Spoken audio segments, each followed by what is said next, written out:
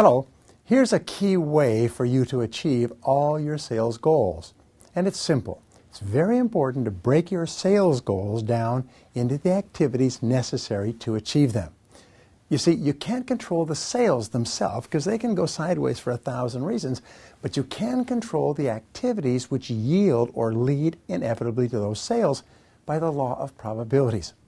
So the more precise you are about activities, more likely it is that you will accomplish your sales and your income goals. So here's an exercise for you to complete in order to break down your goals into the precise activities you have to do to achieve each one of them.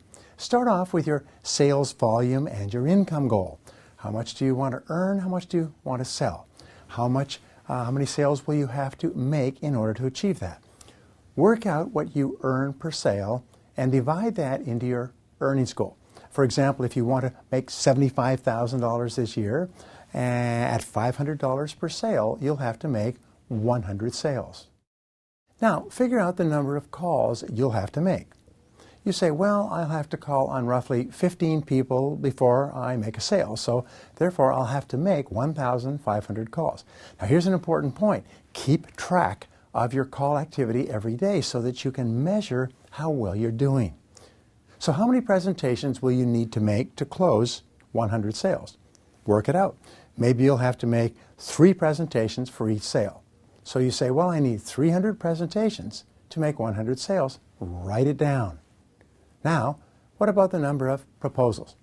Well, one of these prospects out of 3 actually buys, so the other 2 need proposals, so I need 200 proposals.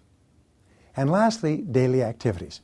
How many people will I have to call on every day in order to achieve my goals daily, weekly, and monthly?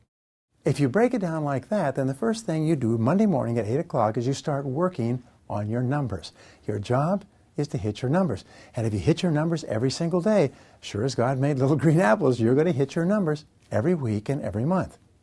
You'll have high weeks and low weeks and high months and low months, but the average overall is you'll hit your targets again and again.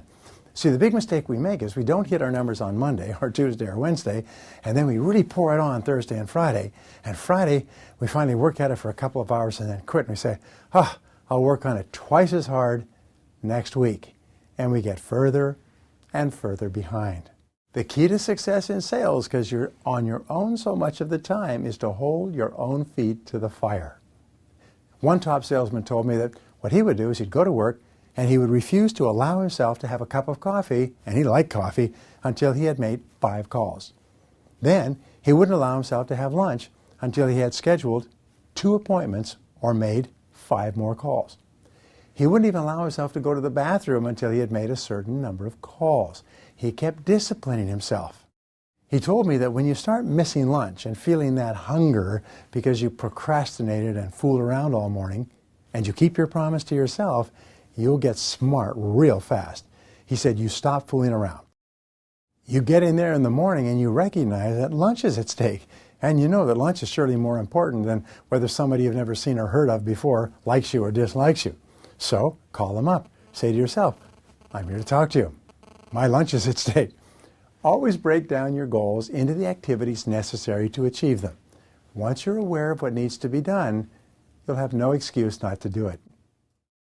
If you enjoy this information and would like to receive 6 additional free videos on the top questions people ask me about personal and financial success and achievement, visit www.briantracy.com/success-mastery.